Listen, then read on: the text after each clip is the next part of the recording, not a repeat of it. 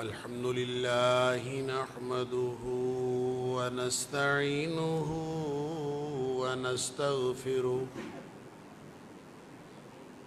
ونؤمن به ونتوكل عليه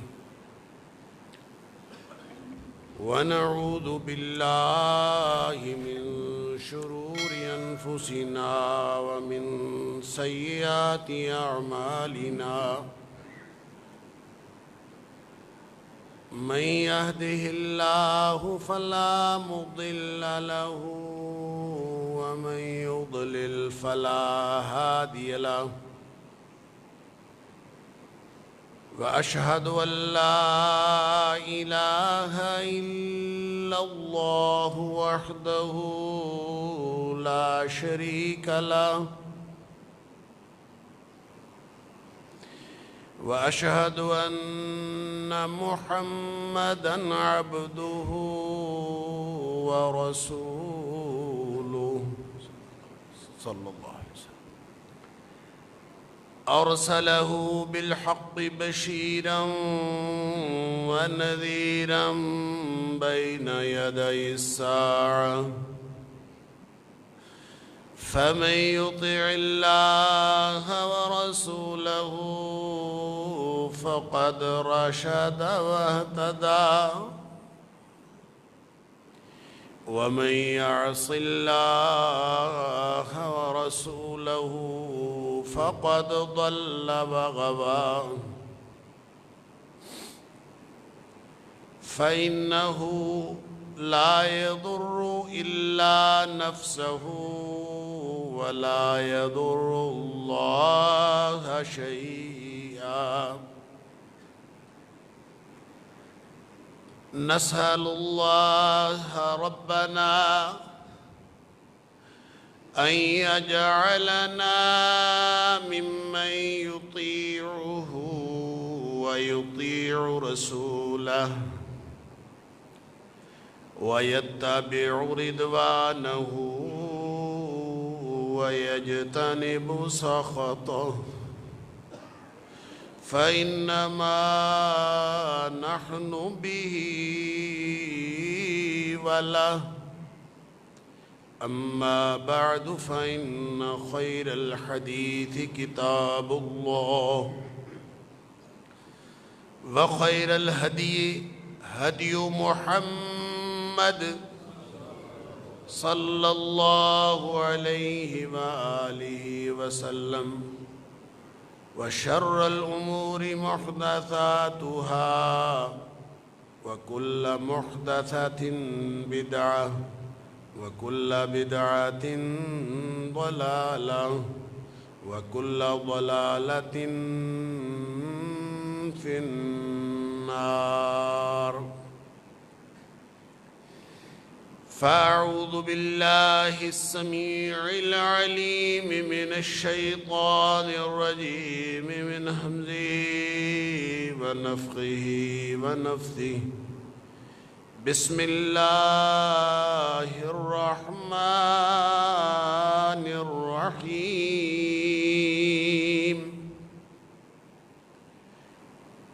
يا أيها الناس اتقوا ربكم الذي خلقكم من نفس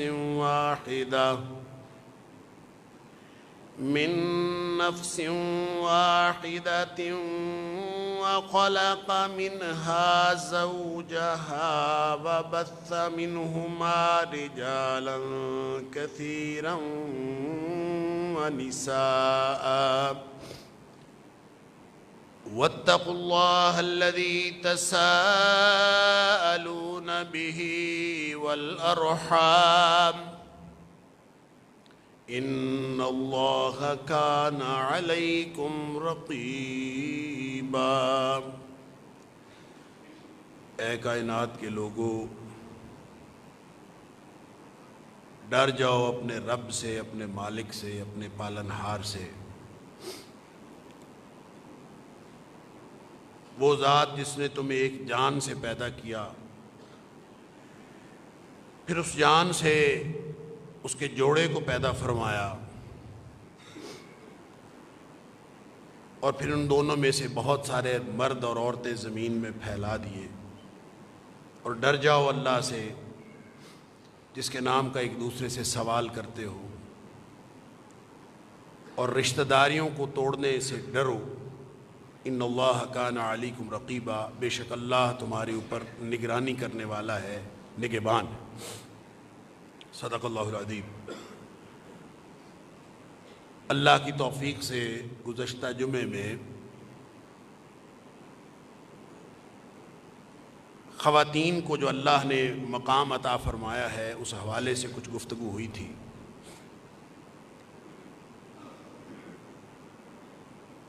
کہ وہ عورت جس کو اپنے لیے حقوق چاہیے اور آج حقوق کا نعرہ لگاتی ہے، وہ عورت اسلام کے دیے ہوئے حقوق پر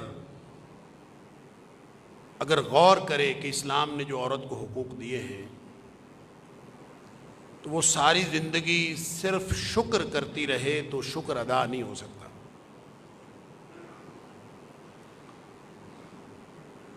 لیکن کیا کیجئے کہ جہالت ہے،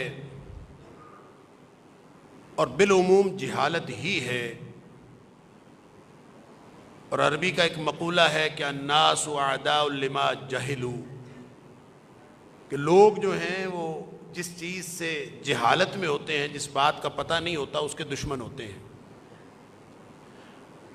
اور جب بات معلوم ہو جائے تو پھر ان کی وہ دشمنی ختم ہو جاتی ہے۔ ناواقفیت یہ بہت بڑی مصیبت ہے، جہالت ایک بہت بڑی مصیبت ہے، جس نے ہمیں نہ صرف اسلام سے دور کر رکھا ہے بلکہ ہماری معاشرت بھی ساری کی ساری بگاڑ کا شکار ہے، اسی وجہ سے کہ ہم اسلام کے حوالے سے، دین کے حوالے سے، باہمی ادب احترام اور حقوق اور آپس کی زندگی کے حوالے سے جو اسلام نے ہمیں ہدایات دی ہیں، ہم ان کے اعتبار سے جاہل ہیں اور ان کا علم حاصل کرنے کی بھی کوشش نہیں کرتے۔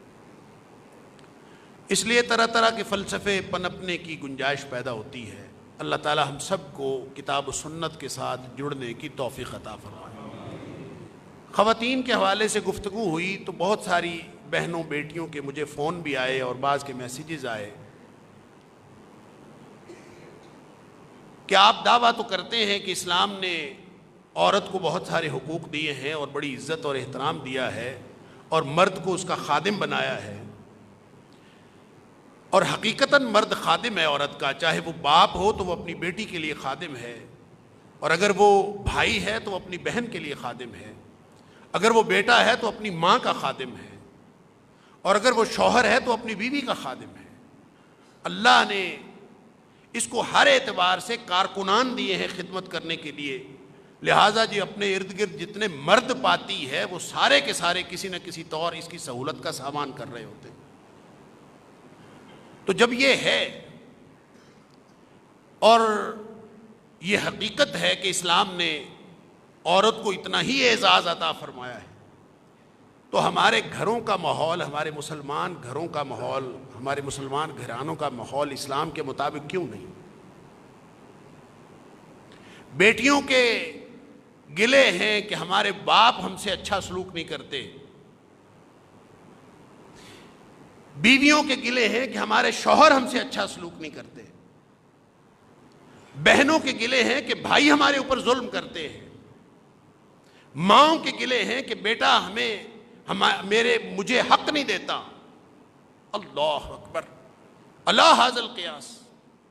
یہ ہم معاشرے میں دیکھتے ہیں کہ اس طرح کی عملی طور پر اتنی زیادہ بدعنوانیاں پائی جاتی ہیں، اس کو آپ سوشل کرپشن کہہ لیجئے، سماجی بدعنوانی کہہ لیجئے، کہ اس کا تعلق اسلام کے ساتھ نہیں ہے، یہ مسلمانوں کی بد کرداری کے ساتھ اس کا تعلق ہے۔ ظاہر ہے کہ نماز اسلام میں ہے، جو نماز نہیں پڑھتے اس میں نماز کیا قصور ہے؟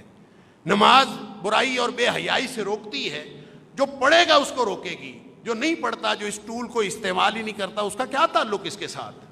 قرآن سیدھے رستے پر لے کے جاتا ہے، ان ھذا القرآن یہدی للتی ہی اقوم، یہ سیدھے رستے پر لے کے جاتا ہے، لیکن جو قرآن کے ساتھ اپنی زندگی منسلک ہی نہیں کرتا تو اس میں قرآن کا کیا قصور ہے؟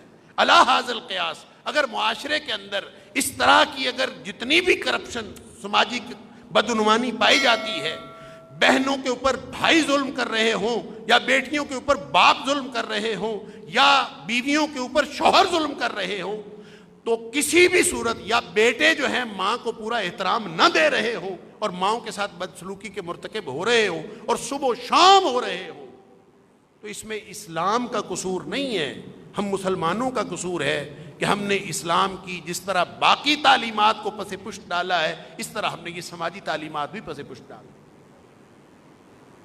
اس لیے اگر کسی گھر میں کوئی بھی ظالم مرد ہے اور وہ کسی بھی طرح کا ظلم کرتا، اور سن لیجئے ظلم کا مطلب صرف مار پیٹ نہیں ہوتا، ظلم کا مطلب ہوتا ہے حقدار کو حق نہ دینا، وضع شیء فی غیر موضعہ، اس کے مقابلے میں عدل ہے، عدل کا مطلب ہوتا ہے وضع شیء فی موضعہ او محلہ، کسی چیز کو اس کا حق دینا عدل ہے اور اس کا حق نہ دینا ظلم ہے۔ لہذا جہاں بھی حقدار کو حق نہیں دیا جا رہا وہاں ظلم ہو رہا ہے، اور جو ظلم کرنے والا ہے وہ ظالم ہے، اور اللہ کا قرآن میں وعدہ ہے کہ اللہ ظالموں کو کبھی ہدایت نہیں دیتا۔ لہذا ظلم صرف مار پیٹ کا نام نہیں ہے۔ آپ کہیں کہ ہم نے کبھی اپنی بہن کو ہاتھ نہیں لگایا، ہم نے کبھی اپنی بیٹی کو کبھی مارا پیٹا نہیں، یا کوئی شوہر کرے کہ میں نے تو اپنی بیوی کو کبھی ہاتھ تک نہیں لگایا مارنے پیٹنے کے لیے، کوئی شخص اس طرح کی بات کرے کہ میں اپنی ماں کے اوپر ظلم نہیں کرتا، جب آپ اس کا حق نہیں دیتے تو آپ دراصل ظالم ہیں۔ اور خاطر جمع رکھیے، پھر آپ کی نمازیں بھی کام نہیں آئیں گی۔ جب آپ نے حقدار کا حق نہیں دیا تو پھر آپ کی نمازیں، آپ کے روزے، آپ کی تہجد بھی ہو سکتا ہے آپ کو فائدہ نہ دے سکے۔ اللہ اکبر! کیونکہ یہ اسلام کا جو نظام ہے یہ پورے کا پورا اور اکٹھا چلتا، یہ ٹکڑیوں میں بٹا ہوا دین نہیں۔ قرآن کہتا ہے کہ پورے کے پورے دین میں داخل ہو جاؤ۔ اللہ اکبر! ادخلوا فی السلم کافہ، یہاں پک اینڈ چوز کوئی نہیں ہے۔ تم سمجھو کہ نماز پڑھنا اللہ کی بندگی ہے، اور بیوی کو، بہن کو، بیٹی کو حق دینا وہ اللہ کی بندگی نہیں ہے۔ جو یہ سمجھتا ہے اس کا تصور دین ہی غلط۔ خاص طور پہ جو عورت ذات ہے جس کو اللہ نے فزیکل سٹرکچر کے مطابق مرد سے کمزور بنایا، جذبات کے اعتبار سے بھی اللہ نے اس کو کمزور بنایا ہے، اس کے مزاج کے اندر اللہ نے ایک خاص قسم کا ایک ٹیڑھا پن رکھا ہے، ایک ٹیڑھ رکھی ہے اس کے مزاج کے اندر، یعنی وہ بات جو مرد کو عام طور پہ سیدھے طریقے سے سمجھ آ جاتی ہے وہ بالعموم خواتین کو سمجھ میں نہیں آتی۔ اس کو نبی اکرم صلی اللہ علیہ وسلم نے اس طرح بیان فرمایا ہے کہ اللہ تعالیٰ نے عورت کو پسلی سے پیدا کیا، خلقت من ضلع، یہ پسلی سے پیدا ہوئی، پسلی کی ہڈی سے، اور پسلی کی ہڈی کا سب سے ٹیڑھا حصہ وہ ہوتا ہے اعلاہ، جو سب سے اوپر والا ہوتا۔ اگر تو اس کو سیدھا کرنے کی کوشش کرے گا نا، فَإِن ذَهَبْتَ تُقِيمُهُ، اگر تیرا پروگرام یہ بنے کہ میں نے اس کو سیدھا کر کے چھوڑنا ہے، یعنی کیا مردانگی ہے کہ میں نے اس کو سیدھا کر کے چھوڑنا ہے، فرمایا کسرتہ، تو اس کو توڑ ڈالے گا، یہ ٹوٹ جائے گی، سیدھی نہیں ہوگی۔ اللہ اکبر! وَإِن تَرَكْتَهُ، اگر تو اس کو چھوڑ دے اس کے حال پر، اس کو اللہ نے بنایا ایسا ہے، اس کو اللہ نے فطرت ایسی دی ہے، اس کے مزاج کے اندر نخرہ ایسا رکھا ہے، اور لوگ سمجھتے ہیں یہ حدیث بیان کرنے میں لوگوں کو بڑی بعض اوقات، خاص طور پہ جو فیمنسٹ ہیں ان کو بڑی دقت ہوتی ہے کہ یہ حدیث جیسے گویا نعوذ باللہ من ذالک یہ عورتوں کی تنقیص کے لیے یہ حدیث ہے، اور وہ اس حدیث کو عورتوں کی تنقیص کے لیے پیش کرتے ہیں کہ دیکھیں جی عورت تو پیدا ہی ٹیڑھی پسلی سے ہوئی، لہذا اس نے تو ٹیڑھا ہی رہنا ہے۔ تو اس کا ٹیڑھا پن گویا یہ اس کی تنقیص ہے۔ سن لیجئے، جس قرآن کا دعویٰ یہ ہے کہ وَلَقَدْ كَرَّمْنَا بَنِي آدم، ہم نے آدم کی ساری اولاد کو تکریم اور عزت دی ہے، اس میں کبھی اولاد آدم کی تنقیص کی کوئی بات نہیں ہو سکتی، الا یہ کہ وہ کوئی جرم کرے، وہ مجرم ہو، تو جرم سے اسلام نفرت کرتا ہے، نفرت کرنے کی تعلیم دیتا ہے۔ لیکن اگر وہ مجرم نہیں ہے تو کس بنیاد پر اس کو تنقیص کرے؟ بھائی یہ تنقیص نہیں ہے، یہ اللہ نے مردوں کو حکم دیا ہے کہ اس کو کبھی اپنے مزاج کے مطابق پرکھنے کی کوشش نہ کرنا، اس کے مزاج کے ٹیڑھ پنے کو برداشت کرو، اور اس کے مزاج کے اندر جتنی تلخی ہے، جتنی ٹیڑھ ہے، اور جتنی بھی آپ کے خیال میں وہ بات سمجھنے سے قاصر ہے، اللہ نے اس کو ایسا بنایا ہے تو اس کو سیدھا کرنے کی کوشش نہ کر، بلکہ خود سیدھا ہو کے اس کے ساتھ برتاؤ کر۔ مرد کو حکم ہے کہ عورت کے ساتھ اس کے مزاج کی فیور کر، عورت کو حکم نہیں ہے کہ مرد کے مزاج کی فیور کر، عورت کو حکم صرف فرمانبرداری کا ہے۔ عورت کا کام یہ ہے کہ وہ اپنا آپ اطاعت کے ساتھ، پوری اطاعت کے ساتھ اپنے شوہر کے سپرد کر دے، اس کو یہ حکم ہے، اور اس کے پاس اس بات کی کوئی گنجائش نہیں ہے کہ وہ گھر سے باہر ایک قدم بھی اپنے شوہر کی مرضی کے بغیر نکالے۔ جب اس کے پاس یہ گنجائش ہی ختم کہ اس کو سارے کا سارا اس کے شوہر کے حوالے کر دیا، اللہ اکبر، اس کو نبی اکرم صلی اللہ علیہ وسلم فرمایا کبھی غور کیا کرو، فاتقوا اللہ فی النساء، او لوگو عورتوں کے بارے میں اللہ سے ڈرا کرو۔ یعنی ہم ڈر کے نماز تو پڑھ لیتے ہیں، اللہ سے ڈر کے نماز پڑھ لیتے ہیں، اور بیوی کے سامنے مردانگی دکھا کر ہم مسلمان ہونے کا ثبوت پیش کرتے ہیں۔ ساری دنیا میں انسان اخلاق کا اور حسن سلوک کا ایک مرقع بنا ہوتا ہے، لوگوں سے ہنس ہنس کے باتیں ہو رہی ہوتی ہیں، ساری دنیا میں انسان خوش اخلاق مشہور ہو، اور گھر جاتے ہی انسان کا رویہ بدل جائے اور وہ اس کی مردانگی جاگ پڑے، اور وہ کہے کہ ہاں میں سیدھے منہ بات نہیں کرتا گھر جا کے۔ اور یہ عملاً میں واقعہ پہلے بھی آپ کو سنا چکا ہوں کہ میرا ایک دوست تھا اور گھر میں صرف والدہ تھی، اب تو وہ بھی فوت ہو گئی، اللہ تعالیٰ ان کی مغفرت فرمائے، بہت پرانی بات ہے کہ اس خود شادی شدہ نہیں تھا، تو اس وقت، اب تو خیر ماشاءاللہ اس کے بھی بچے ہیں اور فیملی الگ ہوگی، والدہ بھی فوت ہو گئی، لیکن اس وقت جب اس نے مجھے بتایا خود کہ والدہ ہیں گھر میں اور ایک بھانجی ہے، بس والد صاحب فوت ہوئے ہوئے، تو ایسے ہی کبھی ذکر ہوا تو کہتا ہے میں گھر جاتا ہوں نا تو گھر میں نے کبھی نہیں ہنس کے بات کی، میں ان کو منہ نہیں لگاتا۔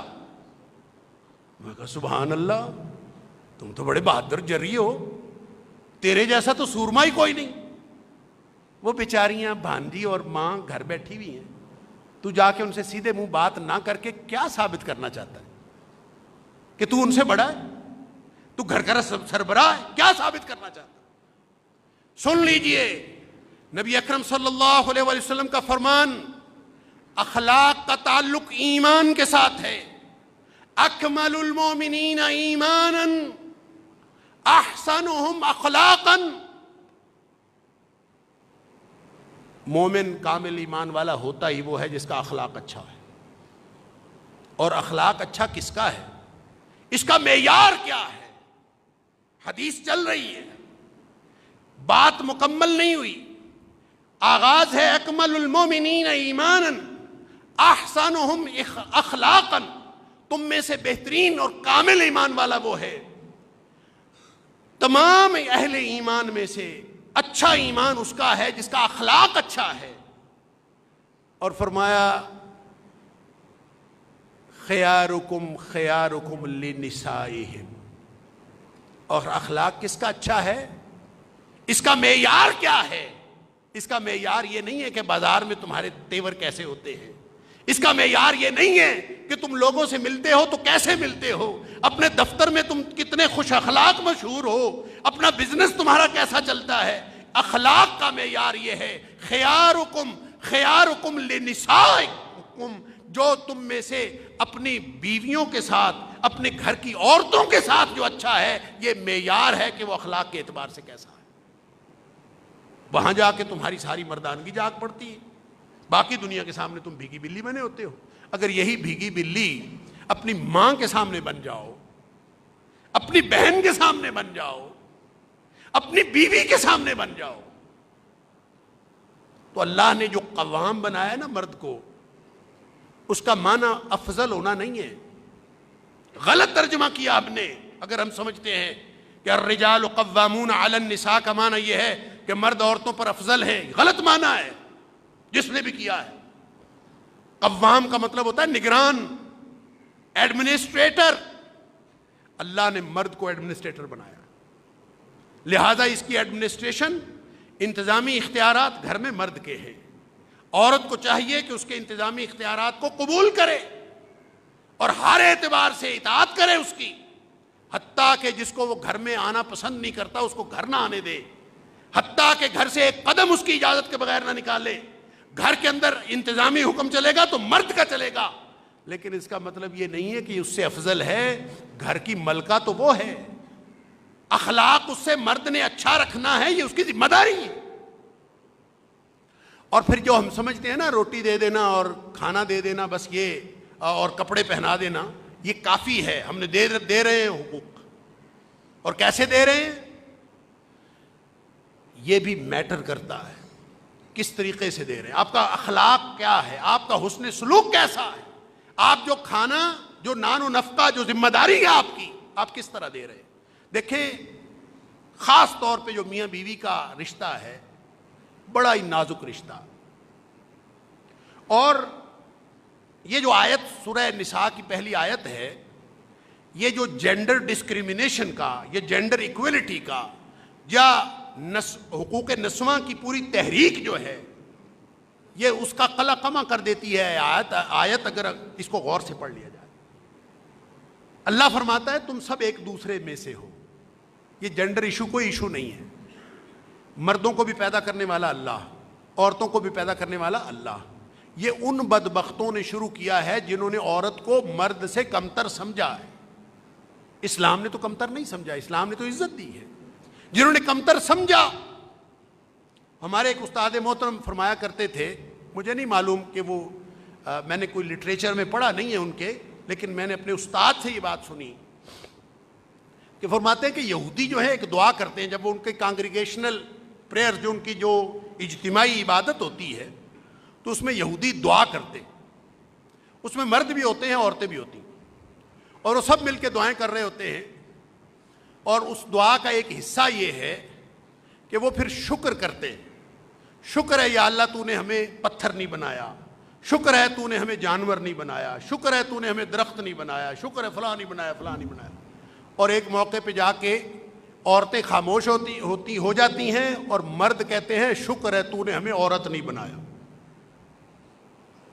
یعنی جن کے مذہب کے اندر یہ تصور موجود ہے، اور آپ عیسائیت کو لے لیجئے، ان کے مذہب کے اندر بھی یہ تصور موجود ہے کہ عورت کمتر ہے، عورت گناہوں کا مجموعہ ہے، لیکن اسلام نے اس کو عزت دی ہے۔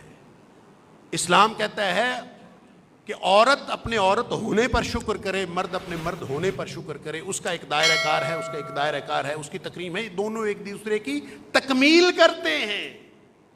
مرد عورت کے بغیر نامکمل ہے، عورت مرد کے بغیر نامکمل ہے۔ مرد کس بنیاد پر یہ دعویٰ کر سکتا ہے، اور فخر کس بات کا؟ پیدا تو ماں کے پیٹ سے ہوئے ہو نا، کبھی کوئی باپ کے پیٹ سے بھی پیدا ہوا؟ ماں کے بغیر جو پیدا نہیں ہو سکتا وہ عورت کو کمتر سمجھے تو سوائے اس کے دماغ کی خرابی کے اور بے غیرتی کے اور کیا بات رہے؟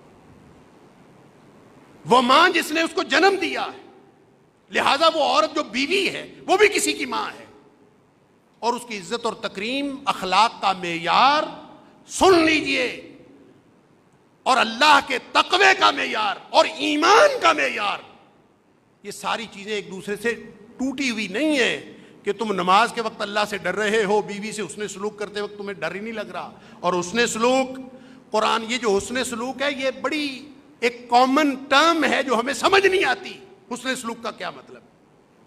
حسن سلوک کا مطلب ہوتا ہے کہ کسی کے ساتھ آپ جو سلوک کر رہے ہیں نا، وہ اس معاشرے کے اندر جو بھی نارمز چل رہے ہیں اس میں سے بہترین انداز میں ہو. آپ اگر کسی کو کوئی گفٹ دینا چاہیں، کسی بڑے کو، کسی افسر کو، کسی استاد کو، اور اس کے پاس جائیں اور دور سے یہ پھینکیں، اے لو تمہارا گفٹ. گفٹ تو ہے لیکن وہ کہے گا بڑا بد اخلاق ہے. آپ دے رہے ہیں لیکن بد اخلاقی ہے. آپ کسی کو کہیں کہ یہ پکڑا اس کو، وہ سامنے کھڑا ہو، آپ کہیں یہ پکڑا اس کو، یہ اس کا گفٹ ہے، اور پھر منہ دوسری طرف کر لیں، تو وہ جتنا بھی گیا گزرا ہوگا اس کی عزت نفس مجروح ہوگی. وہ کہے گا نہیں میں نہیں لیتا یہ. تو آپ اگر کھانے اور طعام کا آپ اور لباس کا بندوبست کر رہے ہیں بیوی کا، تو کس اسلوب میں کر رہے ہیں یہ بھی اللہ کے ہاں گنا جا رہا ہے. نبی اکرم صلی اللہ علیہ وسلم نے فرمایا ان کا حق ہے، الا وحقہن علیکم، یہ بیویوں کا تمہارے اوپر یہ حق ہے. کیا حق ہے؟ یہ نہیں کہ ان کو کھانا دو اور لباس دو، صرف یہ نہیں، یہ دوسری حدیث میں فرمایا وَرِزْقُهُنَّ وَلِبَاسُهُنَّ بِالْمَعْرُوفِ، یا رزقهن وکسوتهن بالمعروف، معروف طریقے سے ہونا چاہیے، بہترین جو اصول ہے جو معاشرے کا، جو تمہارے خاندان کا. لیکن یہاں اس حدیث میں یہ نہیں فرمایا، یہاں فرمایا ان تحسنوا الیہن. الفاظ پر غور فرمائیے. الا وحقہن علیکم. اور دنیا کے مردوں سن لو، اپنے آپ کو مسلمان کہنے والوں سن لو، ان کا حق ہے تمہارے اوپر. کیا حق ہے؟ فرمایا ان تحسنوا الیہن فی کسوتہن وطعامہن. جو لباس اور جو طعام کا بندوبست آپ نے کرنا ہے نا، وہ انتہائی بہترین طریقے سے ہونا چاہیے، جو معاشرے کا بہترین سے بہترین طریقہ ہے. ان تحسنوا الیہن، احسن طریقے سے، بہترین طریقے سے. گویا اس کا مطلب یہ ہے کہ کہیں تمہارے جیسچر سے ماں کے بارے میں تو کہہ دیا نا فلا تقل لہما اف، ماں باپ کو اف تک نہیں کہنا. تو یہ جو دوسری بیویاں، دوسری عورتیں ہیں، بیویاں، بیٹیاں اور بہنیں، ان کے لیے بھی یہی ہے کہ یہ نازک آبگینے ہیں، کہیں ٹوٹ نہ جائیں. ان تحسنوا الیہن. آپ کو معلوم ہے کہ نبی اکرم صلی اللہ علیہ وسلم نے جب وہ ہودج اٹھایا جانے لگا، اس میں امہات المومنین تھی، ان میں سے کوئی تھی، وہ اٹھانے لگے جلدی سے. نبی اکرم صلی اللہ علیہ وسلم فرمایا رفقا بالقواریر، اپنے صحابہ سے فرمایا آرام سے اٹھاؤ، اس میں قواریر ہیں. اور قواریر کہتے ہیں نازک آبگینوں کو. یہ نازک آبگینے ہیں، شیشے کے برتن ہیں، یہ ٹوٹ نہ جائیں. آرام سے رفقا بالقواریر، جن کے لیے نبی اکرم صلی اللہ علیہ وسلم یہ فرمان ارشاد فرمائے کہ ان کے ساتھ ان کا ہودج اور ان کی ڈولی بھی جلدی نہیں اٹھانی، کہیں جھٹکا نہ لگ جائے. تم نے کیا سمجھ رکھا ہے کہ تمہاری ساری بندگی اور عبادت اور تقوی نماز میں پورا ہو جاتا ہے؟ اس کا تعلق ایک ایک عمل کے ساتھ ہے. ادخلوا فی السلم کافہ. لہذا میں مومن مردوں سے یہ درخواست کرتا ہوں، مسلمان مردوں سے یہ درخواست کرتا ہوں کہ اللہ کے لیے اسلام کو بدنام نہ کریں. اسلام تمہاری وجہ سے بدنام ہو رہا ہے. جتنا بڑا نمازی ہے اتنا بڑا بدسلوک ہے گھر والوں کے ساتھ. جتنا بڑا نمازی ہے اتنا زیادہ بیوی کے حقوق دینے پر وہ بے باکی کا اظہار کرتا ہے اور اس کے حقوق کی ادائیگی کے بارے میں لاپرواہی کا اختیار کرتا ہے، کیونکہ اس کے اللہ کے ساتھ ڈائریکٹ یاری ہے. وہ نمازیں پڑھتا ہے، وہ تہجد پڑھتا ہے، اس کے چونکہ اللہ کے ساتھ زیادہ اچھے تعلقات ہیں، لہٰذا اس کو کسی آدمی کی، کسی دنیا میں کسی شخص کی ضرورت ہی نہیں ہے. اور بیویوں کے بارے میں وہ اتنا زیادہ. اور رہ گئی دوسری بات کہ گھروں میں یہ جو بیویاں شکایت کرتی ہیں نا کہ ہمارا شوہر ایسا کرتا ہے اور شوہر ایسا کرتا ہے. اچھا ایک بات اور سن لیجئے میں اگلی طرف جانے کی سے پہلے، کہ گھر کا نان و نفقہ، گھر کی ضروریات، یہ ذمہ داری ہے مرد کی. اگر عورت صاحب مال، صاحب جائیداد ہو تو پھر بھی یہ ذمہ داری ساقط نہیں ہوتی، مکمل ذمہ داری. یعنی وہ اس بات کا بہانہ نہیں بنا سکتا مرد کہ عورت کے پاس تو اپنی بہت جائیداد ہے. اور آج کل یہ نوکری والی مصیبت ہے کہ عورتیں خود نوکری کرتی ہیں، جاب کرتی ہیں، اور پھر ان کا خیال یہ ہے کہ چونکہ اسلام نے عورت کی جائیداد میں، عورت کے پیسوں میں مرد کا کوئی حق نہیں رکھا، لہذا ہماری تنخواہ کے بارے میں مرد کو بالکل نہیں پوچھنا چاہیے. تو سن لیجئے، اس میں بھی ہم افراط و تفریط کا شکار ہو گئے ہیں. وہ مرد جس کو یہ حق حاصل ہے کہ وہ ایک قدم اپنی عورت کو گھر سے باہر نہ نکالنے دے، اگر وہ یہ برداشت کرتا ہے کہ عورت 8 گھنٹے ڈیوٹی دے جا کے، اور وہ اپنے حقوق کمپرومائز کرتا ہے، 24 گھنٹے مرد کے ہیں، اس میں اگر وہ 8 گھنٹے عورت کے لیے کمپرومائز کرتا ہے، عورت چاہے اس کو اپنے اوپر ظلم سمجھے اور عورت سمجھے کہ فٹیگ تو میں کرتی ہوں، اس کا کیا حق ہے، تو اس کو کس نے کہا ہے فٹیگ کرے؟ اس کو کس نے کہا ہے کہ جاب کرے؟ اگر مرد عورت کو جاب کرنے پر مجبور کرتا ہے تو اس سے بڑا بے غیرت مرد دنیا کائنات میں کوئی نہیں. اس سے بڑی بے غیرتی نہیں ہو سکتی. ہاں عورت خود جاب کرنا چاہے تو پھر وہ یہ سمجھے کہ مرد نے اپنا وقت کمپرومائز کیا ہے، مرد نے اپنی اجازت دی ہے، مرد نے اس کی ذمہ داریوں میں سے 8 گھنٹے، 5 گھنٹے، 6 گھنٹے، 2 گھنٹے اس کو اجازت دی ہے. تو جب اجازت دی ہے تو اب کانٹریکٹ کے اندر تبدیلی واقع ہو گئی ہے. جب کانٹریکٹ کے اندر تبدیلی واقع ہو گئی ہے تو دونوں نے اگر میوچل انڈرسٹینڈنگ کے ساتھ، آپس کی باہمی رضامندی کے ساتھ جاب کرنے کا فیصلہ کیا ہے تو اب دونوں کے حقوق تو کمپرومائز ہوں گے. لہذا وہ عورت یہ نہ سمجھے کہ جس نے وقت دیتے وقت، جاب کے لیے وقت دیتے وقت مرد سے اجازت لی ہے کہ میں وقت دے دوں، تو اب وہ یہ نہ سمجھے کہ اب اس کی تنخواہ پر مرد کو پوچھنے کا حق نہیں ہے.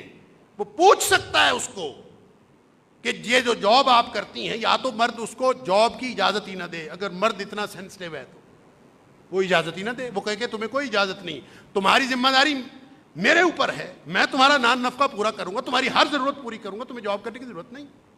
لیکن اگر وہ کرتی ہے تو پھر بھی باہمی انڈرسٹینڈنگ کے ساتھ اس کے اگر اخراجات کو، اس کی تنخواہ کے مصارف کو اگر طے کر لیا جائے، ہے تو وہ عورت کا حق، لیکن جس قدر اس کی جاب سے مرد کا حق متاثر ہوتا ہے، اس قدر اتنی پرسنٹیج اس میں مرد کی بھی شامل ہے. لہذا اگر باہمی طور پر وہ کوئی بھی فیصلہ کر لے تو کوئی حرج نہیں ہے اس میں، اور اس میں افراط و تفریط کا مظاہرہ نہیں کرنا چاہیے. ہاں عورت کی وہ ذاتی آمدنی جو وراثت میں ملی ہو، جو اس کو والدین کی طرف سے ملی ہو، یا کسی ایسے سورس سے ملی ہو جس میں عورت کا کوئی حق، مرد کا کوئی حق کمپرومائز نہیں ہوا، اس پر مرد کا کوئی حق نہیں کہ وہ اس سے پوچھے بھی کہ تم نے کہاں خرچ کیا ہے. وہ جہاں مرضی خرچ کرے، وہ لاکھوں کی، کروڑوں کی، اربوں کی مالکہ ہو، اس کے اندر کوئی دخل نہیں ہے کہ مرد اس سے پوچھ بھی سکے کہ تم نے کہاں خرچ کیا. اس کی مرضی جہاں مرضی خرچ کرے، یہ اس کی جائیداد. البتہ جو جاب کر رہی ہے، وہ کمائی کر رہی ہے، اس میں وہ مرد کا حق کمپرومائز کر رہی ہے. جب مرد کا حق کمپرومائز ہو رہا ہے تو اس میں دونوں کو باہمی انڈرسٹینڈنگ کے ساتھ چلنا چاہیے. نہ اس کو یہ کہنا چاہیے کہ اس مرد کو کہ تمہاری ساری تنخواہ پر میرا حق ہے، یہ غلط ہے، اور یہ کہنا کہ تم اپنی مرضی سے خرچ نہیں کر سکتی، بالکل یہ غلط ہے. البتہ باہمی انڈرسٹینڈنگ کے ساتھ. رہ گئی بدسلوکی، تو جس موقع پر جہاں بھی آپ کے دل کو ٹھیس پہنچتی ہے، آپ جب ان کو ٹھیس پہنچاتے ہو تو آپ کو قواریر نہیں کہا، اللہ کے رسول صلی اللہ علیہ وسلم نے قواریر بیویوں کو کہا، رفقم بالقواریر. یہ نازک آبگینے ہیں، ان سے ہمیشہ نرمی سے بات کریں، یہ ٹوٹ جاتے ہیں، ان کا دل بہت جلدی ٹوٹ جاتا ہے. لہذا ایسی کوئی بھی بدسلوکی انسان اپنی جگہ پہ رکھ کے ان کو دیکھے. اور میں یہ بات اصرار کے ساتھ بار بار اس لیے کہہ رہا ہوں کہ ہم اپنی وجہ سے اسلام کو بدنام کر رہے ہیں, ہم اپنے کرتوتوں کی وجہ سے. اور جتنا زیادہ کوئی اسلام کے قریب ہے, عملاً دیکھنے میں یہ آیا ہے کہ ان کے گھر کے حقوق سب سے زیادہ متاثر ہوتے ہیں. اللہ تعالیٰ معاف فرمائے. لہٰذا وہ جو آزادی والے ہیں انہوں نے عورت کو مادر پدر آزاد کر دیا ہے, اور جو اسلام والے ہیں انہوں نے اور طرح سے اس کو باؤنڈ کر دیا ہے. اور اللہ کے رسول صلی اللہ علیہ وسلم خطبہ حجۃ الوداع میں فرماتے ہیں کہ لوگو استوصوا بالنساء فاتقوا اللہ بالنساء فاتقوا اللہ فی النساء واستوصوا بالنساء خیرا. میں تمہیں وصیت کرتا ہوں, تاکیدی حکم دیتا ہوں کہ ان نازک آبگینوں کے ساتھ اچھا سلوک کرنا ہے ہمیشہ. کبھی سوچا کرو, انما ہن عوان فی بیتکم یا فی بیوتکم, یہ بیچاریاں تمہارے گھروں میں قید ہو کے آ گئی ہیں, اللہ نے یہ تمہارے حفاظت میں دی ہیں. اور فإنکم اخذتموہن بأمان اللہ, اللہ نے ان کو تمہاری حفاظت میں دیا. لہذا دنیا کے مردوں, عورتوں کے بارے میں اللہ سے ڈرو. فاتقوا اللہ فی نسائکم, اپنی عورتوں کے بارے میں اللہ سے ڈرو. جب اس کا حق متاثر ہوگا تو نمازیں نہیں چھڑوا سکیں گی. نبی پاک صلی اللہ علیہ وسلم سے تو کسی نے پوچھا تھا نا, تہجد بھی پڑھتی ہے, نمازیں بھی پڑھتی ہے, صدقہ بھی کرتی ہے, بس پڑوسی تنگ رہتا ہے. فرمایا جہنم میں جائے گی. پڑوسی تنگ رہنے سے جہنم ہے, تو بیوی تنگ رہے تو پھر جنت ہے. پھر نمازیں چھڑوا لیں گی, پھر تہجد چھڑوا لے گی. نہیں, فاتقوا اللہ فی نسائکم, اپنی عورتوں کے بارے میں. انما ہن عوان عندکم, وہ تمہارے پاس بیچاری قیدی ہیں, تمہارے گھر میں آئی ہیں. واستحللتم فروجہن بکلمۃ اللہ, ان کے اوپر جو تمہارا حق بنا ہے نا کہ بیوی جو ہے وہ خامن کو نہ نہیں کر سکتی, بیوی کے پاس کوئی گنجائش نہیں ہے کہ خامند اس کو اپنی ضرورت پوری کرنے کے لیے بلائے اور وہ نہ کرے. فرمایا یہ اللہ کے نام پر یہ تمہیں حق ملا ہے, یہ ایسے نہیں ملا, یہ اللہ کے نام پر ملا ہے. اور اللہ نے ان کو تمہارے لیے حلال کیا ہے اپنے نام پر, بکلمۃ اللہ, اللہ کے نام پر ہوا ہے. لہذا اس کے بارے میں اللہ سے ڈرا کریں. اللہ ہر وقت دیکھ رہا ہے. ان اللہ کان علیکم رقیبا, اللہ تمہارے اوپر نگہبان ہے. کہیں ایسا نہ ہو کہ ہم یہ نازک آبگینوں کے ساتھ تھوڑی سی بدسلوکی کر کے, تھوڑے سے معاملات غلط کر کے اپنا سارا کچھ ضائع کر بیٹھیں. اور نبی کریم صلی اللہ علیہ وسلم کا یہ فرمان کہ اخلاق کا یہ معیار اگر ہے, ایمان کا معیار ہے تو اخلاق ہے, اور اخلاق کا معیار یہ ہے کہ گھر والوں کے ساتھ انسان کا کیسا سلوک ہے, یہ معیار ہے. خیارکم خیارکم لنسائکم, اور پھر ساتھ فرمایا کہ خیرکم خیرکم لأہلہ, تم میں سے بہترین وہ ہے جو اپنے گھر والی کے ساتھ اور گھر والوں کے ساتھ اچھا ہے. اور فرمایا وَأَنَا خَيْرُكُمْ لِأَهْلِي, اور سن لو میری مثال ساری دنیا کو دے دیا کریں. جو آپ کو زن مرید ہونے کا تانا دے, جو آپ کو گھر والوں سے حسن سلوک کرنے پر مطعون کرے, ان کو بتاؤ کہ انا خیرکم لأہلی, میں محمد کریم صلی اللہ علیہ وسلم تم سب سے زیادہ اپنے گھر والوں کے ساتھ اچھا سلوک کرنے والا ہوں. ہم نبی اکرم صلی اللہ علیہ وسلم کی سنت کے اگر دعوے دار ہیں, ہم ان کے امتی ہونے کے اگر دعوے دار ہیں, اور ان کی سنت کی پیروی کا دعویٰ کرتے ہیں, تو ہمیں آج سے اپنے اپنے طرز عمل چینج کرنے پڑیں گے. اور ہر وہ طرز عمل جو کسی کا دل دکھانے والا ہے, وہ کوئی مرد ہو, کوئی اپنا ہو, کوئی پرایا ہو, کوئی عورت ہو, کوئی چھوٹا ہو, کوئی بڑا ہو, سب غلط ہے. لیکن اپنے جیسے تگڑے کے ساتھ انسان متھا لگائے تو وہ اور بات ہے. یہ تو بیچاری ہے ہی تمہارے پاس قیدی. انما ہن عوان عندکم, ان کے ساتھ کس طرح کا متھا لگانا اور ان کے ساتھ بدسلوکی کر کے, اور ظاہر ہے جتنا کوئی کمزور ہوتا ہے اور تمہارا ڈیپینڈنٹ ہوتا ہے اس کی ذمہ داری اتنی بڑی بڑھ جاتی ہے. اللہ تعالی ہم سب کو درست طرز عمل کی توفیق عطا فرمائے، شریعت کو سمجھنے کی توفیق عطا فرمائے، کتاب و سنت کے مطابق زندگی گزارنے کی توفیق عطا فرمائے۔ وآخر دعوانا الحمدللہ۔